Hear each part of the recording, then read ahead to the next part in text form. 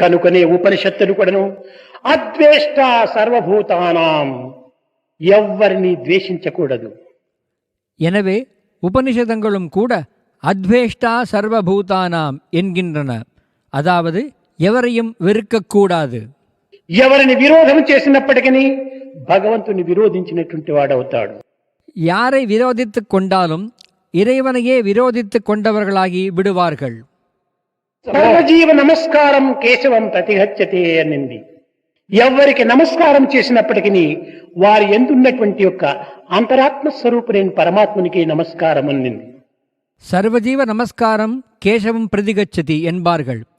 யாருக்கு நமஸ்காரம் செய்தாலும் அவரிடம் உள்ள அந்தராத்ம ஸ்வரூபமான பரமாத்மாவிற்கே நமஸ்காரம் போய் சேருகிறது.